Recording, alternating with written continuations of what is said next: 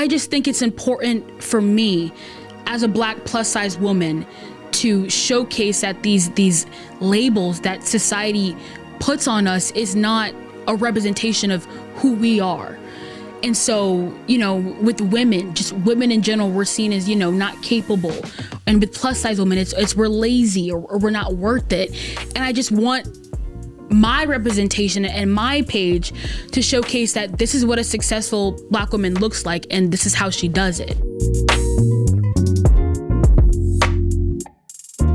Welcome to 2 Decades Deep podcast. I'm your host, Taylor Howard, and this is a podcast where we talk about the ebbs and flows, the highs and lows of being in your 20s. And whether you're tuning in on Apple Podcasts, Spotify, or YouTube, I'm so glad you're here. Today, I took a trip down to STL. Is that even a thing? Yes. Oh, people say STL? Yes. Oh, okay. Wait, can I talk? You know? Of course you can talk. No. I was like, wait, I don't want to interrupt. You're like, yeah. I'm like, yeah. We're in the STL. I came down to interview the one and only Taylor. Taylor times 2. Hello, Taylor Bowman. Thank you. Yes. I'm glad I got to catch you before you went back to school, because you go back to school in a couple of days, right? Yes. And she goes to the University of Missouri, which we'll talk about in a moment. Yeah. But I just want to start off by saying how big of an inspiration you are. Like my sister, she's younger and she's obsessed with you. The things that you have done and the content creation space is amazing. So I just want to give you your flowers early on. Please. I can't take it. No. Oh my gosh, that's crazy. Yeah, but I'm so glad you're here. And I feel I literally feel like I'm talking to myself. Like there's so many commonalities. Exactly. Both named Taylor. Look at our hair. It's the exact. We're twinning. It wasn't not planned. Not planned. We're just synced right, up like that. Like, hello. Oh my God. Right? Hello. Yeah. Both in journalism. Yes. Yeah, I'm just obsessed. I'm obsessed with this conversation. I can't wait to dive into it a little further. I'm ready. But I want to start off with this. So I'm interested to know, why journalism? Why did you decide to be in this space? Yes. So since I could show you so many videos of me as a little girl just pretending that I'm recording my brother or things like that, I had a segment called Taylor Watches TJ where I would just follow him around the house and just record him and like make salvos and packages. And then there was actually this one video where he used to play AAU basketball and I pretended that I was a sports reporter. I'm like 8 and I'm like, hey guys, I'm at my brother's basketball game right now. The score is 20-8. And I'm like, where did that come from? So it's always been instilled in my bones, right? But I think the main thing about journalism for me, especially, which is why I chose to go to Mizzou, which is not only one of the top schools in the country, but the first journalism school in the country. I just want to plug that right there. To me, especially as a Black woman and a person of color, it's just important that there's people in the career that have this, you know, kind of cultural intuition and historical awareness to tell these stories. Because a lot of the times, and unfortunately, most of the time, a lot of our stories are being told about us, but not by us. Mm-hmm. And so I just want to be that person that, you know, just has this kind of groundwork of trust and honesty and clarification, and it can report accurately and impartially to my audience. And I'm glad that I've been able to do that with content creation too. Because journalism for me, it's less about reporting the facts, because obviously that's what it is, but it's also about providing context and just building a relationship with your audience. And so the fact that I've been able to, you know, garner almost 30,000 followers on social media, it will relay in journalism because I already have people who trust what I say. And without trust, you have nothing, especially in journalism, especially in society today with this load of, you know, misinformation, and there's less media literacy and things like that. And I want to be a person that people look up or go whatever, you know, whatever I end up doing in the future journalistically or in media. I want someone to look up the name. I want something to happen and someone can look up my name and say, oh, she knows what she's talking about. I can trust her. And I think journalism is so important because it is our first kind of chapter of history. That's literally my banner on LinkedIn. It's like journalism is, I forgot what the exact quote is, but it's just saying that without journalism, we're losing our integrity as a society and as anchors, as reporters, as producers and directors. And we just, as journalists, we need to remember that it's not about views and virality, because from what I've seen, and I can put myself in that kind of circle too, because I am studying to be a journalist, we're less about informing and it becomes exploiting. And so we shouldn't be worried about, getting to the story first. It should be about getting it right, especially the first time. And that's where you build that credibility and accuracy and things like that. And for me, that's so important. And I think I have a voice that people should and could listen to in any type of context.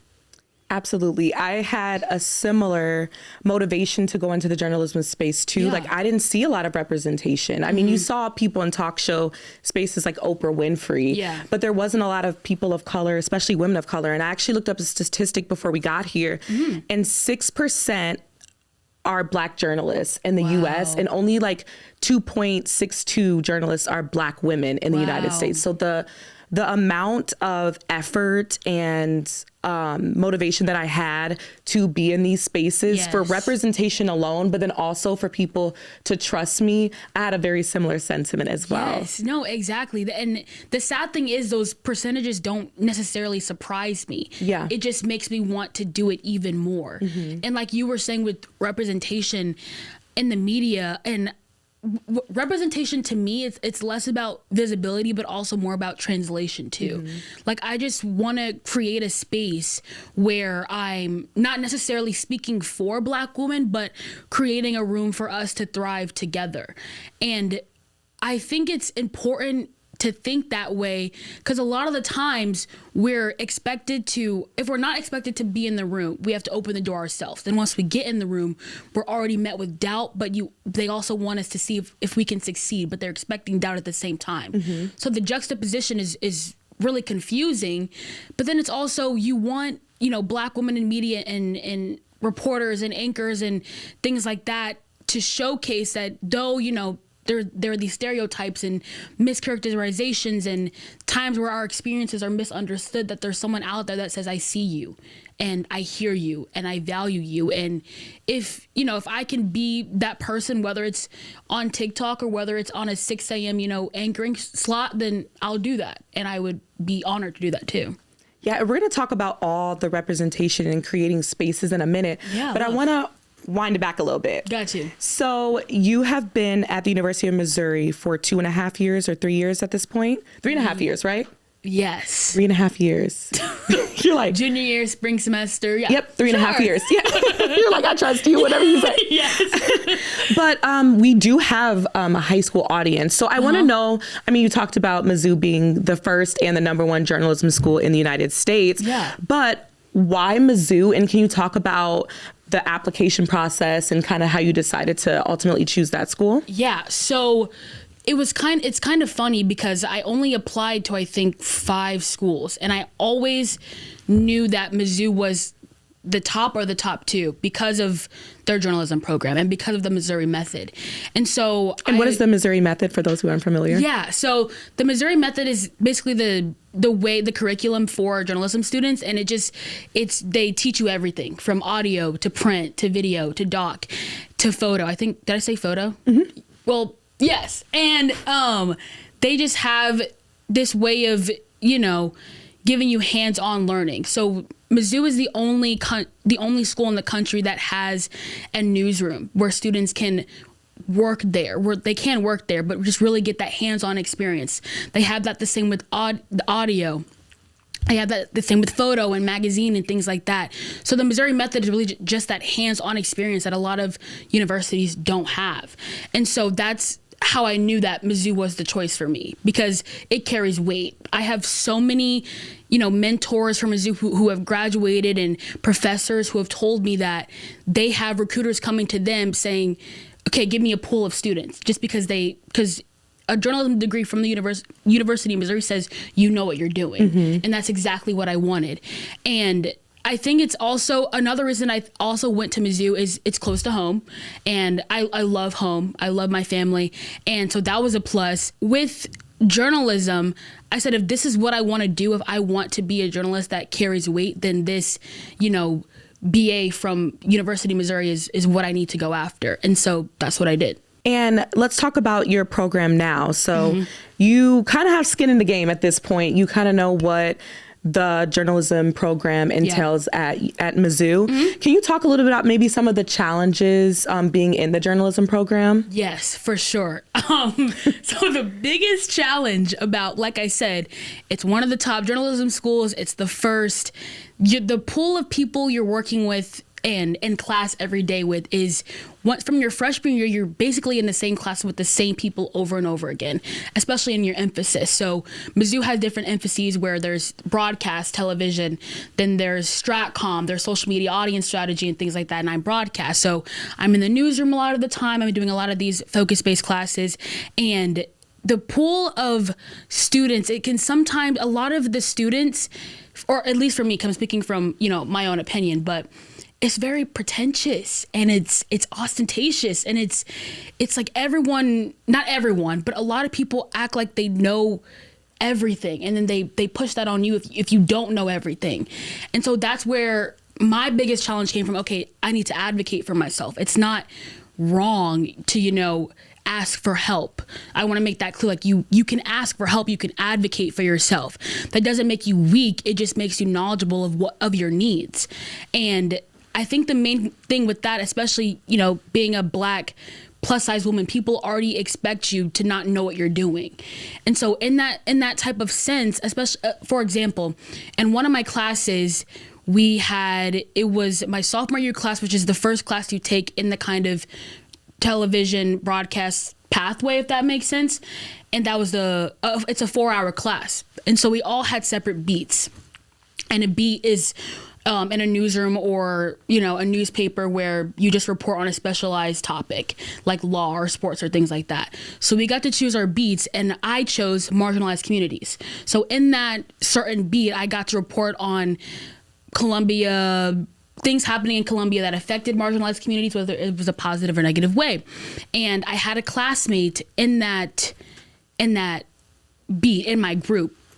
She was a white girl, and she just had these kind of passive aggressive tones with me at specific points when we were talking about certain things, or just assuming things that I wouldn't say. And it wasn't like that to any of my other group members. I was the only Black person in my group. And in that moment, it kind of scared me, because I was like, is she a representation of the type of journalist that we're about to have in the country? And I want to be able to, I had to stop it right there. I went to my professor, which, if you want to say it's tattletailing or snitch or whatever, but it was affecting with the group, camaraderie, or I don't know what the specific word to say that, but just kind of in that notion, that was the biggest challenge, just knowing, she is kind of putting her own stereotypes on me in a sophomore year class already. You know what I'm saying? And it's other people who expect you to know everything. And it's like, we're all here to learn. We're all at the J school. Whatever you did in high school, whatever you did the summer before college, we're all here right now in the same class. And it just tells me that, okay, like, it's like that. Have you seen Scandal? Mm-hmm. It's like that quote, Papa Pope says, I know it's not his quote, like, but you have to work twice as hard. Yeah, you have to work twice as hard for half as much. And I've always carried that with me. And I think going to such a prestigious university and program is kind of helping in my progress, and, who I see myself becoming in the future, to be like, okay, well, there's going to be people like that in my classes and in the newsroom, and I just have to get there, do my work, and keep going, because I know who I am and I know what I can accomplish. And for me, excellence isn't optional. So whether you think that I'm going to succeed or not, I am, period. Period. Yeah. Yeah, I definitely relate to that. I also covered the culture. We are twins. Yeah. I also covered the cultural beat at my university because I felt like there wasn't enough people telling these stories. And you're right, we do have to work twice as hard. And it is unfortunate that we have to go through that. However, in order to advocate for other people, you have to advocate for yourself. Exactly. And so I'm glad that you were able to learn that lesson so early, especially you were like 19 at that point. Yeah. Yeah. 18. 18? Yeah. Yeah, when I was 18, I was like, what, picking my nose and worrying about that was I don't know what I was doing. But the fact that you were able to advocate for yourself in such a meaningful way is absolutely amazing. But we talked about the challenges, and then you said that you had to work through that, whether it was tattletelling, etc. Yeah. But what are some ways that you grounded yourself or lifted yourself up? I think just leaning on the people around me, especially in that moment, because at my core, connection makes me me. I really just think meeting people, whether they're in your life forever or only for a period of time, because sometimes people are only meant to be in your life for a period of time, helps me grow into the person I am. And so the friends that I have at Mizzou, the friends that I have from home, and especially in moments like that, I just have to sometimes I need their reassurance. Like I'm not tweaking right. Like that was crazy for her to do. And when they say, yeah, Taylor, that was crazy, or yeah, Taylor, you're totally valid in feeling that it grounds me, and it just makes me so blessed and grateful for my support system, both my family and friends, to just know that in times like that, and whether I'm doubting myself or I feel like my peers are doubting me or whatever type of circumstance, I know that I can go to them and say, this is how I feel right now, and I just need you to tell me that it's gonna be okay. Like, you're good. And I do that a lot, especially with my friends. And they're like, Taylor, like, are you good? Like, no, I'm good. I just need you to tell me that it's gonna be good, and then we'll move on, type of thing. Because I love having community. Community is something that it's indispensable. And I think especially nowadays, I think it's important to know that in order to have a stable community, you have to inconvenience yourself sometimes. And so, like, for example, one of my best friends, she wanted to go to the mall the other day, and my sleep schedule is so bad right now. I went to sleep at like 5 a.m. I was like, oh my God, like I'm so tired. Like, do you want to do another day? She was like, I really want to go shopping today. I said, let me get up then. You know what I mean? Mm-hmm. And so in those relationships, I find myself, and then it's also vice versa, where they can find some of their self in me. And it's kind of like there's this position of gratuity in that sense. Yeah. And we're talking a little about connection. I know that there's connection where it's like physical, like how we are right now. Yeah. But there's also a way to connect with people through social media. Mm-hmm. And let's segue to your rise on TikTok. Oh my God, it's insane. Yeah. So you started in 2024? Yes. Can you talk about like what was your motivation to start making TikToks, and for sure. We'll go from there? No, yeah, I love telling this story. So I started in August of 2024. So the beginning of my sophomore year. And the reason I started content creation in the first place was because I needed a way to indulge my creativity. So as I kind of talked a little bit before, Mizzou has different emphases. So I was between broadcast journalism and Stratcom, which was so weird for me because I grew up thinking, I'm going to be an anchor. I'm going to be a reporter, which is television. And so I was like, why am I confused right now? Why am I steering away from broadcast when this is all I've ever wanted? And I was like, okay, because with strategic communications, you can be more creative. You don't have to be as impartial and things like that. I was like, okay, I need to indulge this in some way or I'm going to go crazy. So I started posting on social media, and it started off, and it's still a hobby. I never set out to be, famous or to be categorized as an influencer or content creator. I just needed something to do that wasn't so, by the book, because that's what journalism is. You're reporting the facts. You can't place your opinion. This isn't an op-ed piece. You know what I'm saying? And so with TikTok, I started posting day in the lives or, get ready with me for a class and things like that. And then I started posting dining hall videos because my freshman and sophomore year, I lived in the dorms. And I had one completely take off. that was my first million views.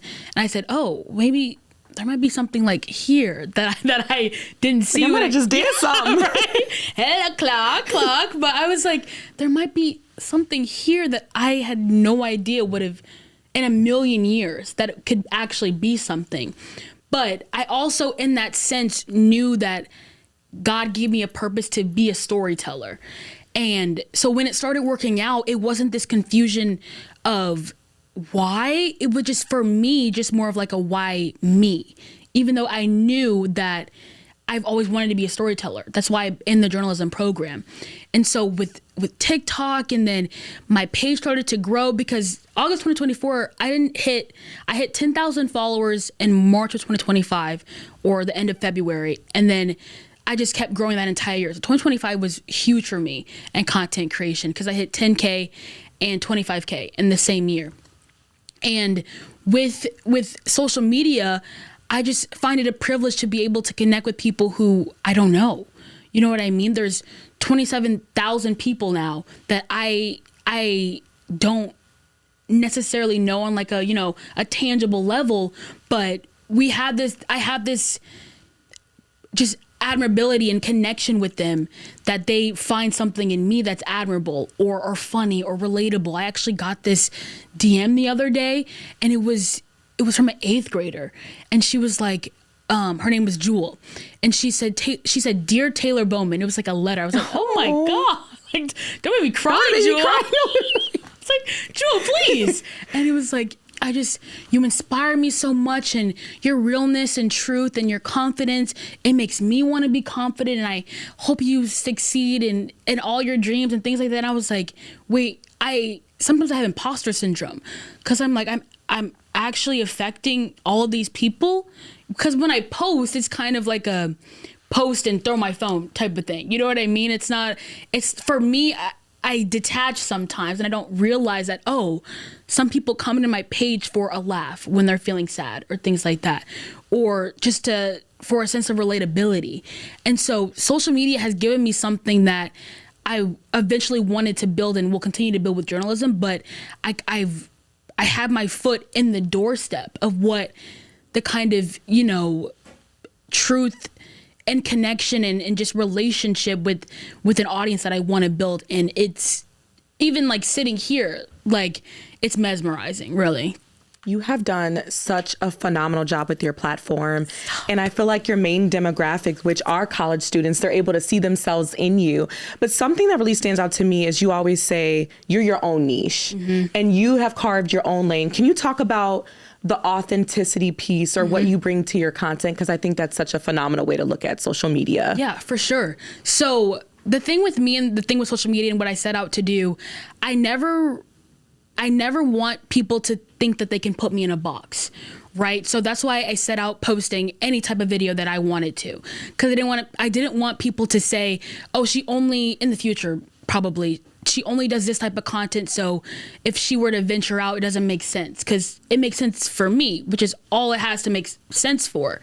And so just being authentic and being real, it just means that you're not, letting anyone come in the way of who you're becoming and who you see yourself as. Because especially, I feel like with social media creators, once they get a platform, which is exactly what it is, I'll circle back to that, but they might venture out to acting or music or things like that. And then some of their fans sometimes, or really anyone, they'll be like, why are they doing that? They're a social media creator. And it's like, because I want to. Like, I have the platform now, which it both literally and rhetorically, you have a platform to push yourself to other stages, which is exactly what you should be doing it for. And that's why authenticity is so important, because you want people to know you and not to, kind of see you as just someone. Or for me specifically, I want people to feel like they know me. Like in that DM, she was like, you have this way of talking to your supporters that makes it feel like you're talking directly to them. And I was like, well, amazing, because that's exactly what I wanted to feel like. I don't want it to seem like I'm just talking to my phone and I don't know there's 27,000 people on the other receiving side of that. I want them to feel like I'm talking to them like a friend on FaceTime. And through that, I've been able and will continue to build this kind of, just trust and saliency of trust with my audience. And I think the basis of that is truly being yourself and being so cemented in that no one can break that. Yeah. And you have this confidence and reassurance that not often people have. I mean, I know I was joking earlier, but it's not very common to be 20 years old and to have so much self-assurance. Were you always like that? Like, where has that came from? It definitely came from the last few years. It's definitely something that I would say it's always, okay, like think like in your brain, like memories, some of them are stowed away. I think I always had it in me, but I just needed to bring it to the front because my family, especially my dad, they're very confident people in who they are and what they bring to the table. And I always knew, and I know that I have certain capabilities that can attract a certain, audience or things like that. And I am truly so grounded in who I am that the right people are going to come, whether that's platonic relationships, whether that's followers, whether that's romantic relationships and things like that. And I think just the confidence and believing in your, the confidence and believing in your not capabilities, but your potential, like just the confidence and believing in your potential is what keeps me going. And which sometimes can be a downfall too, because especially for me, which is kind of what made my confidence stronger also, is because I have a really hard time being present. I'm constantly thinking about the past or the future. But in that same, sentiment, the future is what pushes me, knowing that I'm going to accomplish this or knowing that I'm going to do this or going to do that. It instills the confidence in me right now to keep going. And even when I get imposter syndrome, sometimes I remember that this wouldn't be happening to me if it wasn't for a reason. God wouldn't have put the passion in me if it wasn't for a reason. And so through all of that is where the confidence really fosters and grows into something beautiful. Yeah. And what does that look like tangibly? Because I know, is that affirmations? Right. You mentioned God. Is that scriptures? Like, can you walk through the tangible steps that you've taken? Yeah, for sure. I journal a lot. I type in my notes a lot, and it's like I'll write down my goals specifically, but I also listen to a lot of gospel music. Even before coming here, I listened to a gospel song. It's called I Got It. I don't know if you've heard of that one, by Blaze. And it just reassures me that God has a set plan for me. And I know that I wouldn't have this passion to connect with people on a kind of tangible molecular level if it wasn't for a reason. I wouldn't want people to find truth in me and comfortability in me if it wasn't for a reason. And I think that goes with any type of career. That's why some people want to be doctors, because of, the intimacy with humanity. That's why some people want to go into anthropology and philosophy to understand why we are who we are. And I think the same thing can go with any, depth of world that you want to go into. But for me, my faith grounds me and it keeps me focused on not only who I am right now, but who I eventually will become. And that ambition, it's just hunger to succeed. Because like I said earlier, like for me, excellence is not optional. Like whatever I set out to be, it's going to happen. Now I hope it happens. It has to, because I'm me. Yeah. You know what I mean? Like it has to happen. Like there's no other option. And that goes with confidence. That goes with my faith and just knowing that God's got me, period. Yeah. And with that, I mean, I feel similar. Like I feel like whatever I set out to do, it is my goal to achieve it no matter what, period. Yes. And with Twins. that, we're like the same. Like it's crazy. Yes. And with that, I mean, there are things that ground us, and we recognize like being a Black woman in media, there's going to be setbacks. Yes. So can you talk about how do you deal with negativity online? Yeah. And if so, how do you combat that? Yeah. So for sure, right? As a plus size woman, it kind of comes with the territory. And a lot of I didn't get hate comments until my first viral video, actually, which is me going to the dining hall. And so it was a lot of comments about what I was eating and things like that. I recently posted a video for my birthday, people commenting hate comments on that. And I woke up that day, it was on my birthday, I think, that I posted that, or the next day after. And I looked at the comments and I was like, what? On my birthday? They're like, that's crazy. And it makes me sit back and remember that there's really people out there who are this miserable to comment on a stranger's post, such negative and nasty things. And it's like, in that sense, I have to remember that how they perceive me is not how I can allow them to affect how I think about my own self. And so I always just say that I have to pray for them, because for you to feel so adamant and evil about someone you don't even know, that's something you need to handle for yourself. But that's not also to say that I'm not affected by it. The hate comments, they do get to me to a certain degree, but never to a point where it makes me feel like I can't stop doing social media, because I know that there's more positive than negative. And so in that sense, and that also goes back to just knowing who I am and, the ability that I have to connect with an audience and just be so present in that sense, that the hate comments and, whatever type of negativity that comes with, it's not forever and it's not permanent. And so I just know that I have to keep going. And the people who will stick with me and appreciate what I'm doing or find comfort in what I'm doing, it's kind of redundant, but it's true. They'll be there no matter what. And when I got those hate comments on my birthday video, it was actually funny, because when you see it happen from a third person point of view to other creators and you see hate comments, you're like, why would someone do that? You don't even know them.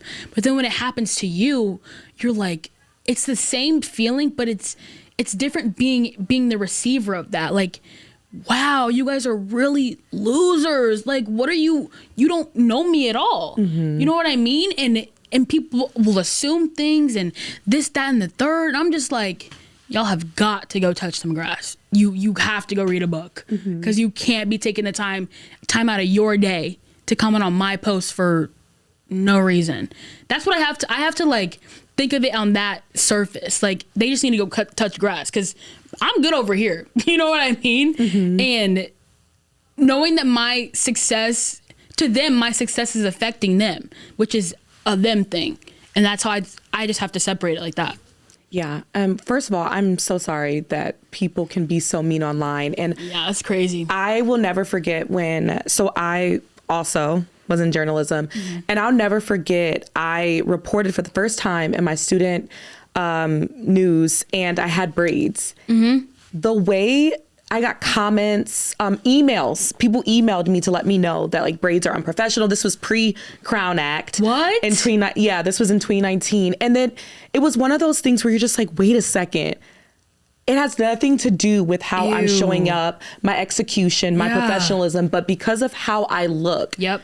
You have an opinion on it. Yep. And something that you've spoken about multiple times on this podcast, being a Black woman, being a woman of color, being plus size. Can you share how that has shaped the way you show up online and the representation that you have in the media? Yeah, I think the main thing that I carry with me as a Black woman, again, is just to not speak for them, but just to create a space for us to, like I said before, just to thrive together. But also, especially going to a PWI, because a lot of my followers are from Mizzou, and I've had certain DMs from whether it's a Black student at Mizzou or a Black student somewhere else. It's always, can you tell me about your experience? Can you tell me these things? Can you tell me those things? And what it's like. And this Mizzou is one of my, prospective schools, but I've heard there's a lot going on there politically and things like that. And I find it and powerful that they come to me for those certain types of questions, because it makes me remember that, I do have this presence online that's creating this kind of, traction where they find visibility in me that they can use to their own advantage, which goes back to, you know, the connection thing. And it's also, it's at the same time that it's powerful, it also can be a heavy weight to carry, because sometimes, especially like going back to the social media video on my birthday, a lot of the hate comments were from Black women. And I was like, what are we doing? Like, why are we tearing down each other? And so I just think it's important for me as a Black plus size woman to showcase that these labels that society puts on us is not a representation of who we are. And so, you know, with women, just women in general, we're seen as, you know, not capable. And with plus size women, it's we're lazy or we're not worth it. And I just want my representation and my page to showcase that this is what a successful Black woman looks like, and this is how she does it. And I think with that, people can find something in me, use it for their own sake, and make that success tangible for them, whatever that looks like.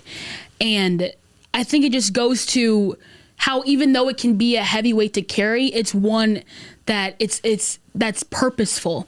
And so if it's a heavy weight to carry, I'm gonna carry it. And if my back hurts, it's gonna hurt. You know what I mean? Because it's a privilege to have this platform and to use it in such a way that's so impactful on variety of different cultures and generations and demographics. I'm just so in awe of you. And Stop. I think, and the way that I'm blushing, it's not just my blush. Okay. Hello. And I think that, I mean, it's something that I've also wrestled with. It's like, I understand that, like, I sometimes like, I'm tired. No, genuinely though. I'm genuinely tired, yes. But we know that there are people who have paved the way for you. Mm-hmm. And it seems like that is something that motivates you to also reach back. Mm-hmm. So we understand that we've talked a lot about the representation and the weight that you carry and the platform that you have, but it's also brought very great things in your life too. Yeah. And I would love for you to talk about it. In particular, I know that you recently just started affiliating with Unwell University. Yes. So can you just talk about some of the bright sides of social media and opportunities you've gotten? For sure. Yeah. Social media is, I love social media. You know, Musically transformed into TikTok. I was on Musically crazy. Period. Like the lip syncs went crazy. No, but like, Bruno, like Musically was, I always did it. And so when it transformed into TikTok and I started posting on TikTok, like I said, it started off as a hobby, but then when people started to see me, that's when it was like, oh, and like I said, when I hit my first 1 million views, I said, oh, this is something. And then when brands started to reach out, I did, you know, certain videos with Amazon. I've done brand deals with 7 Brew. I love 7 Brew. And it's crazy. Poppy, I'm an ambassador for Poppy. And so when Unwell University reached out, which is Alex Cooper's brand. Alex Cooper is the podcast host of Call Her Daddy, her media empire, which is insane to think about. She was nominated at the Golden Globes. Like, yeah, it's crazy. And so that started based off of a comment in a DM. So I didn't see that they commented on my post until I got the DM. So I went into my DM and I saw a DM from Unwell. I said, Unwell? When you see that blue check mark, I said, what's going on? Right? And it was like, hi, Taylor, we've noticed your content. We're Unwell University, and they gave like a whole, you know, synopsis of what it was. It's starting up again, and we would love for you to be a part of it. I said, what? Unwell? Alex Cooper? Because when you think of podcasting, you have to think of Alex Cooper. Absolutely. And so that's when it was like, wait, people are seeing me. That's when I had to take a step back and say, oh, I'm not just doing, like, it is a hobby, but people are also finding something in it that has like a light, like something that is affecting people in a way that they can see, oh, well, let's bring it to a bigger audience. And so, yeah, Unwell University, they reached out. It's been great. They have these mentorship Zoom calls we do with certain people.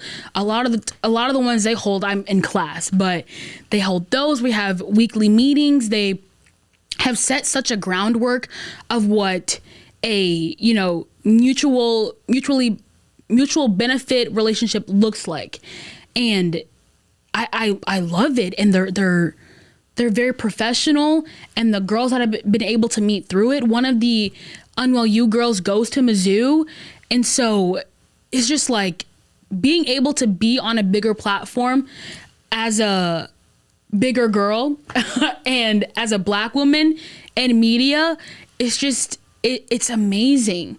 Like there's no other word to describe it than amazing. It's something I'm so grateful for that social media has given me, just to be on this platform and to, these multi-million-dollar brands to see something in Taylor, like me. That's where, like, go back to the imposter syndrome. Like, me, you want me to be part of it?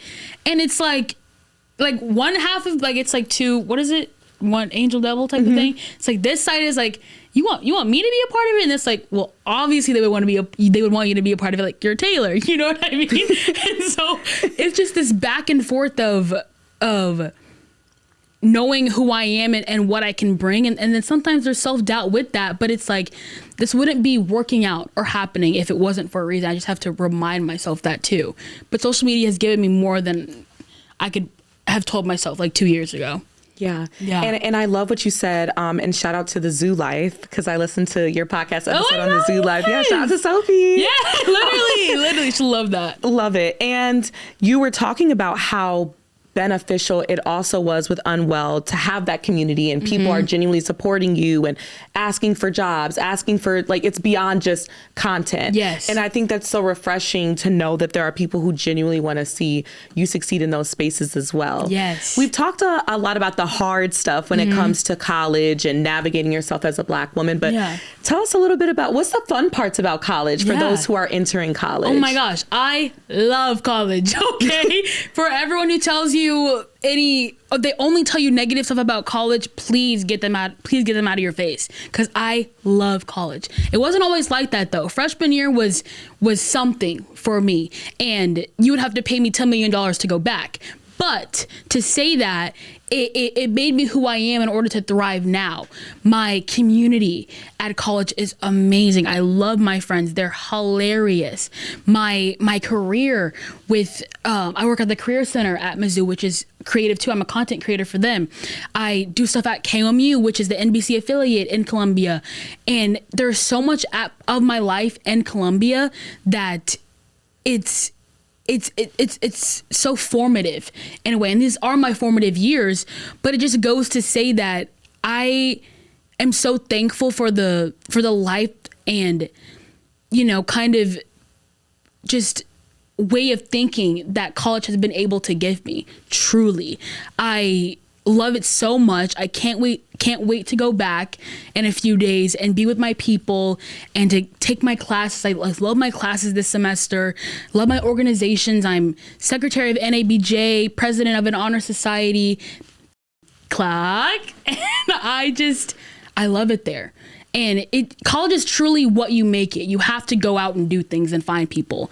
And that's exactly what I did, which is why my community is as strong and just tight knit as we are. That's not only to say like my close best friends, but even my classmates, the people you see for an entire semester. We're close. You meet friends from there, make connection with your professors and network, because connections are everything, not just in journalism. They'll be with you for as long as you maintain that connection. And I could not thank college enough and what I've been able to make it and what it's been able to make me too. So I feel like when I was in college, the perception, I know this is not true, but the perception is like when you go in for journalism, there's one traditional route. Yeah. We have seen since 2019, 2020, how many avenues there is to explore within media. I'm not going to ask you the daunting question of like, what's next? Are you going to be in broadcast? Are you going to But what are you most excited about as you continue to evolve, not only as a student, but also as a content creator and storyteller? Yeah, literally that.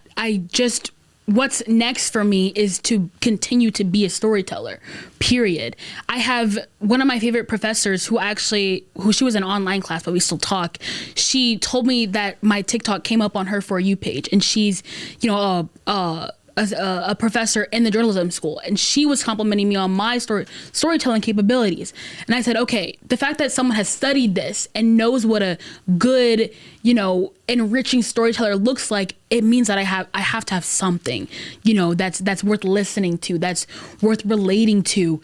And so if that, in the future, if that looks like being a reporter, if that looks like being an anchor, if that looks like, I think I will continue to do social media, but if it looks like, doing social media more, then that'll be that. But I don't want to put too many constraints on what my future looks like, because that's all in God's hands, truly. It makes sense for me to just continue to the core of who I am, which is connection and storytelling. What can I give someone that they can take away and make their life better? What can I give someone that they find value in? Or if they don't want to take away anything, can I just create a space for them to feel less alone? And if I can accomplish those things, then I've won. Absolutely. I always say that the 3 things I want to do: tell authentic stories, fill gaps, and be the bridge for other people. The last thing I want to ask you, so we have a segment of what I wish I would have known, which gives people from your perspective the opportunity to share if there was something that you wish you would have known. So thinking from that lens, going into college, what is something that you wish you would have known that you know now that you would want a high school audience to know? That's a good question. What I wish I would have known.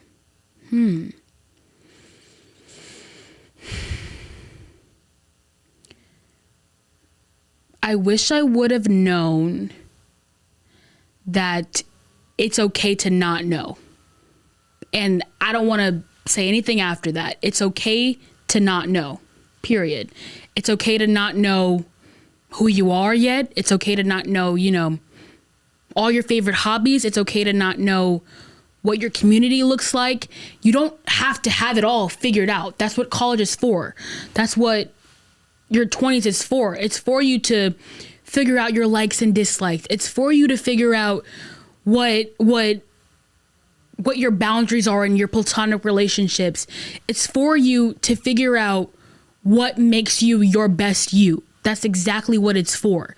And so if I had gone into college knowing that I didn't have to have it all figured out, I think I would have had a better freshman year experience. But I put so much pressure on myself, which is, in hindsight, it's not a terrible thing, because I did have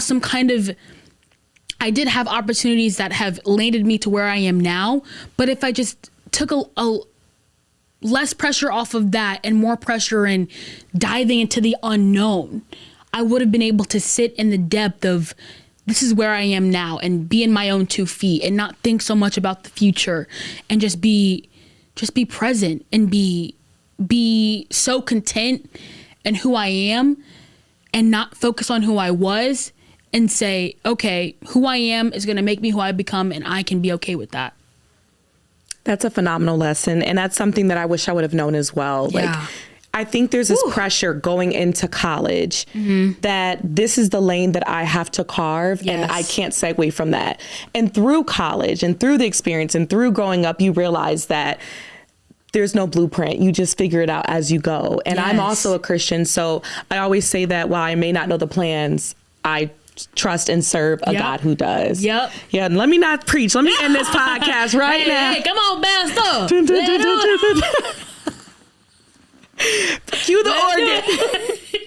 Where the piano player? No, Where literally. Won't he do it? Won't he do it? But on that note, thank you. I need to stop. Thank you so much for driving down here to be on the podcast. You are such a phenomenal person. Thank you. I'm going to be rooting for you, and I'm just so amazed by you. Vice versa, girl. Yes. And thank you so much for tuning in. And as always, we're uncovering who we are one chapter at a time, and we're unfolding at our own pace, and we're exactly where we need to be. Take care, everyone.